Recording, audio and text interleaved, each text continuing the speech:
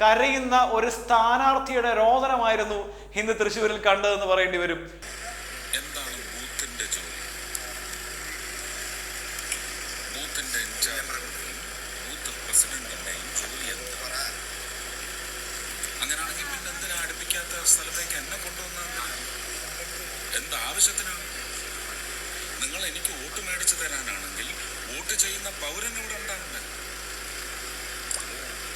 നിങ്ങൾ ബൂത്തുകാരെ മനസ്സിലാക്കൂ. നമ്മൾ യുദ്ധത്തിനല്ല ഇറങ്ങിയിരിക്കുന്നത്, നമ്മൾ അവർക്ക് നേട്ടം ഉണ്ടാക്കാനാണ് ഇറങ്ങിയിരിക്കുന്നത്. അതിനെന്നെ സഹായിച്ചില്ലെങ്കിൽ ഞാൻ ട്രിവാൻഡ്രത്ത് ഞാൻ അവിടെ പോയി രാജീവ് ചന്ദ്രശേഖരന് പ്രവർത്തിച്ചോളാം. എനിക്ക് ഒരു താല്പര്യമില്ല. ഭയങ്കര കഷ്ടമാണ് കേട്ടത്. നമ്മളിപ്പോൾ കേട്ടത് തൃശ്ശൂരിൽ മത്സരിക്കുന്ന NDAയുടെ സ്ഥാനാർത്ഥിയായി BJPയുടെ താമര ചിഹ്നത്തിൽ മത്സരിക്കുന്ന സുരേഷ് ഗോപിയുടെ ഒരു തരത്തിലുള്ള കരച്ചിലാണ് എന്ന് പറയേണ്ടി വരും. കാരണം തൃശ്ശൂരിൽ ഇപ്പോൾ ഞാനിങ്ങ് എടുക്കും എന്ന് പറഞ്ഞ ആവേശം കൊണ്ട് അവിടെ പോവുകയും പ്രചരണമൊക്കെ നടത്തി മുന്നോട്ട് പോകുന്നതിനിടയിലാണ് സുരേഷ് ഗോപിക്ക് കാര്യങ്ങളൊക്കെ മനസ്സിലായി വരുന്നത്. അതിൽ പ്രധാനമായും ബൂത്ത് ലെവലിൽ പോലും പ്രവർത്തനങ്ങൾ നടക്കുന്നില്ല എന്ന് മാത്രവുമല്ല, BJPക്ക് ലഭിക്കേണ്ട വോട്ടുകൾ, BJP പ്രവർത്തകരുടെ വോട്ടുകൾ പോലും അത് വോട്ടർ പട്ടികയിൽ അവരുടെ പേര് ചേർക്കാൻ പോലും ഇതുവരെ താഴെത്തട്ടിൽ ഉള്ള പ്രവർത്തനങ്ങൾ നടന്നിട്ടില്ല എന്ന് ഇന്ന് സുരേഷ് ഗോപിക്ക് നേരിട്ട് ബോധ്യപ്പെട്ടിട്ടുണ്ട്. മാത്രവുമല്ല, സുരേഷ് ഗോപി പങ്കെടുക്കുന്ന പല പൊതുയോഗങ്ങൾക്കും ആളുകൾ കൂടി വരുന്നില്ല എന്ന് പറയുമ്പോൾ തൃശ്ശൂരിൽ BJP ആകെ ധർമ്മസങ്കടത്തിലായിരിക്കുന്നു എന്ന് വേണം പറയാൻ. മാത്രവുമല്ല, BJPയുടെ ദേശീയ നേതാക്കളെ അടക്കം കളത്തിലെത്തിച്ചുകൊണ്ടാണ് സുരേഷ് ഗോപി മണ്ഡലം പിടിക്കാൻ വേണ്ടി തുടക്കം മുതൽ രംഗത്ത് ഇറങ്ങിക്കൊണ്ടിരുന്നത്. അത് അമിത്ഷാ ആകട്ടെ, അല്ലെങ്കിൽ നിർമ്മല സീതാറാം ആകട്ടെ, അല്ലെങ്കിൽ മോദി തന്നെ ആകട്ടെ, ഇവരെ ഒക്കെ കൊണ്ടുവന്ന് തൃശ്ശൂരിൽ വോട്ട് നേടാൻ ശ്രമിക്കുമ്പോൾ പോലും പക്ഷേ BJP പ്രവർത്തകരുടെ ഏറ്റവും താഴെത്തട്ടിലുള്ളവരുടെ വോട്ട് സുരേഷ് ഗോപിക്കൊപ്പമല്ല, ആ പ്രവർത്തകർ പോലും സുരേഷ് ഗോപിക്കൊപ്പമല്ല എന്നാണ് ഇന്നത്തെ ഈ സംഭവം തെളിയിച്ചിരിക്കുന്നത്.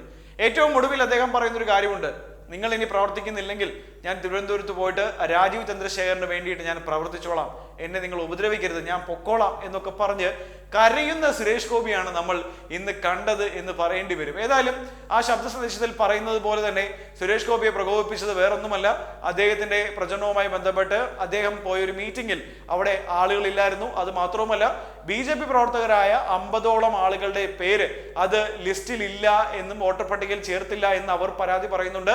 അതൊക്കെ കൂട്ടിച്ചേർത്താണ് സുരേഷ് ഗോപി ചോദിക്കുന്നത്, 6 മാസമായിട്ട് ബൂത്ത് ലെവലിലുള്ള നിങ്ങൾ എന്ത് ചെയ്യുകയായിരുന്നു, നിങ്ങളുടെ പണി എന്താണ്, നിങ്ങൾ CPM-നെ സപ്പോർട്ട് ചെയ്യാൻ വേണ്ടിയിട്ടാണോ എന്നൊക്കെ ഒപ്പം നിൽക്കുന്നത് എന്നൊക്കെ ചോദിച്ച് വല്ലാത്തൊരു സുരേഷ് ഷോ ആയിരുന്നു ഇന്ന് അവിടെ കണ്ടത്. സുരേഷ് ഗോപിക്ക് കാര്യങ്ങളൊക്കെ കുറച്ച് മനസ്സിലായി വന്നുകൊണ്ടിരിക്കുകയാണ്. ഓരോ ദിവസം കഴിയുന്തോറും താഴെത്തട്ടിൽ തനിക്ക് വോട്ട് ചെയ്യാൻ ആരും ഉണ്ടാകില്ല എന്ന ബോധ്യം കൃത്യമായി സുരേഷ് ഗോപിക്ക് മനസ്സിലായി കഴിഞ്ഞിരിക്കുന്നു ഇന്നത്തെ സംഭവത്തോടു കൂടി. നേരത്തെ നമ്മൾ പറഞ്ഞിട്ടുണ്ടായിരുന്നു ഈ താഴെത്തട്ടിലുള്ള പ്രവർത്തനത്തെ പറ്റിയിട്ട്. അതിന് ഒരിക്കൽ കൂടി എടുത്തു പറയാനുണ്ടായ കാര്യം, K. സുരേന്ദ്രൻ നടത്തിയ കേരള പദയാത്രയുടെ സമയത്ത് ഇത്തരത്തിൽ താഴെത്തട്ടിലുള്ള പ്രവർത്തകർ ഇറങ്ങുന്നില്ല, ഞങ്ങൾ ഇറങ്ങില്ല എന്ന് പറഞ്ഞുകൊണ്ട് MD രമേശിനെ അടക്കം കണ്ടത് നമ്മൾ നേരത്തെ റിപ്പോർട്ട് ചെയ്തിട്ടുള്ള കാര്യമാണ്. ആ സമയത്ത് കേന്ദ്രം ഭരിക്കുന്ന BJP സർക്കാർ 100 കോടി രൂപയാണ് ലോക്സഭാ തെരഞ്ഞെടുപ്പിന്റെ ഒരുക്കങ്ങൾക്കും ഈ ഒരു K. സുരേന്ദ്രൻ നയിച്ച പദയാത്രയ്ക്കും വേണ്ടിയിട്ടും ഇതിലൂടെ ചിലവഴിച്ചിരുന്നത്. പക്ഷേ തൃശ്ശൂർ മണ്ഡലത്തിലെ താഴെത്തട്ടിലുള്ള പ്രവർത്തനങ്ങൾക്ക് പോലും ആ പണം കൊടുക്കാത്തതിൽ പ്രതിഷേധിച്ച് പദയാത്രയുടെ ഭാഗമായി വാർഡ് തലങ്ങളിൽ നടത്തേണ്ട പല യാത്രകളും അന്ന് തൃശ്ശൂരിലെ BJPയുടെ താഴെത്തട്ടിലുള്ള നേതാക്കൾ ബഹിഷ്കരിച്ചത് നമ്മൾ കണ്ടതാണ്. അന്ന് തന്നെ നമ്മൾ പറഞ്ഞു, ഇത് സുരേഷ് ഗോപിക്കാണ് പണിയാകാൻ പോകുന്നത്, അല്ലാതെ K. സുരേന്ദ്രൻ അല്ല എന്നുള്ള കാര്യം അതിപ്പോൾ സത്യമായി മാറിക്കൊണ്ടിരിക്കുകയാണ്. താഴെത്തട്ടിൽ പണിയെടുക്കാൻ, കഴിഞ്ഞ 6 മാസമായി പണിയെടുക്കാൻ അവിടെ ആളില്ല എന്ന് പറയുന്നത് BJPയുടെ ഇല്ലെങ്കിൽ സുരേഷ് ഗോപിയുടെ വിജയത്തെ കാര്യമായി ബാധിക്കും എന്നാണ്. മാത്രമല്ല, ഒരു സിനിമാ നടന്റെ ലാഘവത്തോടെ നിങ്ങൾ എന്തുകൊണ്ട് ചെയ്തില്ല എന്നൊക്കെ തോന്നി ദേഷ്യപ്പെടേണ്ട കാര്യമൊന്നുമില്ല സുരേഷ് ഗോപി. ഇതൊരു രാഷ്ട്രീയമാണ്. രാഷ്ട്രീയക്കാർക്ക് അവരുടെ നിലപാടുണ്ടാവും, താഴെത്തട്ടിലെ അണികൾക്ക് അവരുടെ നിലപാടുണ്ടാകും. ആ നിലപാടനുസരിച്ച് അവർ പ്രവർത്തിക്കുകയുള്ളൂ. അപ്പോൾ അവരോട് കുറച്ചൊക്കെ മാന്യമായിട്ട് സംസാരിച്ചിരുന്നെങ്കിൽ താങ്കളുടെ പദവി അല്ലെങ്കിൽ സ്ഥാനാർത്ഥി എന്ന രീതിയിൽ താങ്കളുടെ കടമ താങ്കൾ നിർവഹിക്കാമായിരുന്നു. ആ മര്യാദ പോലും താങ്കളുടെ ഭാഗത്ത് ഉണ്ടായില്ല എന്നുള്ളതാണ് മറ്റൊരു വസ്തുത. മാത്രവുമല്ല, നിങ്ങൾക്ക് എന്നെ വേണ്ടെങ്കിൽ ഞാൻ ഇവിടുന്ന് പോയേക്കാം, എനിക്ക് ഒരു നിർബന്ധവുമില്ല, ഞാൻ തിരുവനന്തപുരത്ത് പോകാം, അവിടെ ചന്ദ്രശേഖരന് വേണ്ടിയിട്ട്, രാജീവ് ചന്ദ്രശേഖരന് വേണ്ടിയിട്ട് ഞാൻ ഇലക്ഷൻ ഇറങ്ങാം എന്നൊക്കെ പറഞ്ഞ് കരയുന്ന ഒരു സ്ഥാനാർത്ഥിയുടെ രോദനമായിരുന്നു ഇന്ന് തൃശ്ശൂരിൽ കണ്ടതെന്ന് പറയേണ്ടി വരും. അത്രയും മോശം അവസ്ഥയിലേക്ക് സുരേഷ് ഗോപി മാറിക്കഴിഞ്ഞിരിക്കുകയാണ്. നേരത്തെ BS സുനിൽകുമാറിന്റെ സ്ഥാനാർത്ഥിത്വം പ്രഖ്യാപിച്ചതോടുകൂടി കാര്യങ്ങൾ കംപ്ലീറ്റ് കയ്യിൽ നിന്ന് പോയിട്ടുണ്ടായിരുന്നു. അതുവരെ ഉണ്ടാക്കി വെച്ച ഇമേജ്, ആ മണ്ഡലത്തിൽ കഴിഞ്ഞ ഒരു വർഷത്തോളമായി ഓടി നടന്ന് ഉണ്ടാക്കി വെച്ച ഇമേജ് VS സുനിൽകുമാറിന്റെ സ്ഥാനാർത്ഥിയോടെ തകർന്നടിഞ്ഞത് നമ്മൾ കണ്ടതാണ്. അതിനുശേഷമാണ് മാതാവിന് കിരീടം, പിന്നെ മാതാവിന് കൈക്കൂലി, അങ്ങനെയുള്ള ക്രിസ്ത്യൻ വിഭാഗവുമായി ബന്ധപ്പെട്ട വിവാദങ്ങൾ പിന്നീട് വരുന്നു. പിന്നീട് ഞാൻ മാധ്യമങ്ങളെ കാണില്ല, മാതാവുമായി ബന്ധപ്പെട്ടുണ്ടായ വിവാദങ്ങൾ നിങ്ങളുടെ ഭാഗത്ത് ഉണ്ടാക്കിയതാണ്, നിങ്ങളെ ഇനി കാണില്ല എന്നൊക്കെ പറഞ്ഞുകൊണ്ട് സുരേഷ് ഗോപി വീണ്ടും വാർത്തകൾ ഉണ്ടാക്കാൻ ശ്രമിച്ചു. പക്ഷെ മാധ്യമങ്ങൾ ആരും മൈൻഡ് ചെയ്തില്ല. ഇപ്പോൾ ഏറ്റവും ഒടുവിൽ സ്വന്തം പാർട്ടിയുടെ ബൂത്ത് ലെവലിലുള്ള ആളുകളോട് പറയേണ്ടി വരുന്നിരിക്കുകയാണ്, നിങ്ങൾ എന്നെ തോൽപ്പിക്കരുത് എന്നൊരവസ്ഥയിലേക്ക്. നിങ്ങൾക്ക് തോൽപ്പിക്കാനാണ് താല്പര്യമെങ്കിൽ എന്നോട് ഇപ്പോഴേ പറയൂ, ഞാൻ ഇപ്പോൾ തന്നെ ഇവിടുന്ന് പോകാം, എന്നിട്ട് ഞാൻ തിരുവനന്തപുരത്ത് പോയി രാജീവ് ചന്ദ്രശേഖറിന് വേണ്ടി പണിയെടുക്കാം. ഒരു സ്ഥാനാർത്ഥി എന്ന രീതിയിൽ ഇത്രയും ഒരു ഇലക്ഷൻ പ്രചരണം നടക്കുന്ന അതേ സമയത്ത് എല്ലാ ആത്മവിശ്വാസവും നഷ്ടപ്പെട്ടുകൊണ്ട് ഞാൻ ഇവിടുന്ന് വിട്ടുപോകാം എന്ന് പറയുന്നത് എത്രത്തോളം മോശകരമായ കാര്യമാണ്. കാരണം BJP നേതാക്കൾ എപ്പോഴും ലോക്സഭാ മണ്ഡലത്തിൽ മത്സരിക്കാൻ ഇറങ്ങുമ്പോൾ തോൽക്കുമെന്ന് ഉറപ്പുണ്ടെങ്കിൽ പോലും അവസാന നിമിഷം വരെ അവർ പറയുന്നത് ഞങ്ങൾ ജയിക്കുമെന്നാണ്.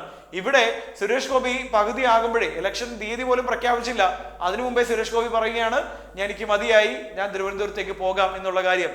തിരുവനന്തപുരം സീറ്റ് നേരത്തെ സുരേഷ് ഗോപി കിട്ടുമെന്നൊക്കെ പ്രതീക്ഷിച്ച് നിൽക്കുന്നുണ്ടായിരുന്നു. പിന്നീട് തൃശ്ശൂരിലേക്ക് എന്തിനാണ് കളം മാറ്റിയതെന്ന ചോദ്യത്തിന് ഉത്തരമില്ല. പക്ഷെ തൃശ്ശൂരിൽ പോലും BJP വേണ്ടത്ര പരിഗണന സുരേഷ് ഗോപി കൊടുക്കുന്നില്ല. അതിന്റെ ഉദാഹരണമാണ് ഇന്ന് പുറത്തു വന്ന ഈ വീഡിയോ ദൃശ്യങ്ങൾ. അതാണ് പ്രേക്ഷകരെ ഞങ്ങൾ ആദ്യം തന്നെ കേൾപ്പിച്ചിരിക്കുന്നത്. എന്തായാലും സുരേഷ് ഗോപിക്ക് തൃശ്ശൂരിൽ തിരിച്ചടികൾ ഓരോന്നായി കിട്ടിക്കൊണ്ടിരിക്കുകയാണ്. അതൊക്കെ മാതാവിന്റെ വകയാണ് എന്ന് പറഞ്ഞാൽ അതിലും അത്ഭുതപ്പെടേണ്ടതില്ല. കാരണം മാതാവിന് വരെ സ്വർണ്ണ കിരീടം കൊടുത്തുകൊണ്ട് അതിൽ വെള്ളി കയറ്റി ഇല്ലെങ്കിൽ ചെമ്പ് കയറ്റി പറ്റിച്ച അവസ്ഥയിലേക്ക് സുരേഷ് ഗോപി പോയിട്ടുണ്ടായിരുന്നു. അതിനൊക്കെ തന്നെയുള്ള തിരിച്ചടിയാണ് വേണം ഇതൊക്കെ കാണാനായിട്ട്. ഏതായാലും ബൂത്ത് ലെവലിൽ പോലും വോട്ട് കിട്ടാതെ തോൽക്കുന്ന ഒരവസ്ഥയിലേക്ക് സുരേഷ് ഗോപി പോകാൻ പോകുന്നു. തൃശ്ശൂരിന്റെ BJP നേതൃത്വത്തിന് പോലും ഇക്കാര്യത്തിൽ ഒരു മൗനമുണ്ട്. അത് സുരേഷ് ഗോപി ഇഷ്ടമില്ലാത്തതുകൊണ്ടാണോ അതോ സുരേഷ് ഗോപിയുടെ ഈ ഒരു ഷോ ഇഷ്ടമില്ലാത്തത് കൊണ്ടാണോ എന്നറിയില്ല. എന്നാൽ പോലും ഇത് നമ്മൾ കണ്ടത് ഒരു സ്ഥാനാർത്ഥിയുടെ രോദനമായിരുന്നു എന്ന കാര്യത്തിൽ സംശയമില്ല. ഇനി വരാൻ പോകുന്ന ദിവസങ്ങളിൽ സുരേഷ് ഗോപിയുടെ കരച്ചിൽ നാടകങ്ങൾ എവിടെയൊക്കെ കാണും, ഈ ബൂത്ത് ലെവലിലുള്ള പ്രവർത്തന മികവില്ലാത്തതിന്റെ പ്രശ്നങ്ങൾ എവിടെയൊക്കെ ഉണ്ടാകും എന്ന ചോദ്യവും വളരെ പ്രസക്തമായി നിൽക്കുന്ന ഒരു സമയം കൂടിയാണ്.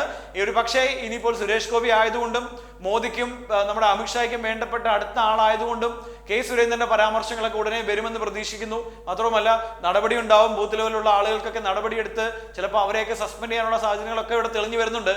എന്നാൽ പോലും സുരേഷ് ഗോപി വൈകി മനസ്സിലാക്കിയ ഒരു കാര്യമാണ്, തനിക്ക് ഗ്രൗണ്ട് ലെവലിലുള്ള സപ്പോർട്ട് കിട്ടിയിട്ടില്ല, അത് കിട്ടാൻ ഇനിയും വൈകിയിട്ടുണ്ട്, അത് തന്നെ ബാധിക്കും എന്നുള്ള കാര്യം. അങ്ങനെ സുരേഷ് ഗോപിയുടെ തൃശ്ശൂരിലെ ഇത്തവണത്തെ ഇലക്ഷൻ അതൊരു മഹാസംഭവമാക്കാൻ നിന്ന BJPയുടെ ദേശീയ നേതാക്കൾക്കും സംസ്ഥാന നേതാക്കൾക്കും ഒക്കെ ഉള്ള ഒരു തിരിച്ചടി കൂടിയാണ് ഈ ബൂത്ത് ലെവലിൽ നിന്നുള്ള പ്രതികരണങ്ങൾ എന്നുകൂടി പറയാനേ പറ്റുള്ളൂ. ഏതായാലും സ്ഥാനാർത്ഥിയുടെ രോദനം ഇനി വരും ദിവസങ്ങളിൽ തുടരും എന്ന കാര്യത്തിലും സംശയം വേണ്ട.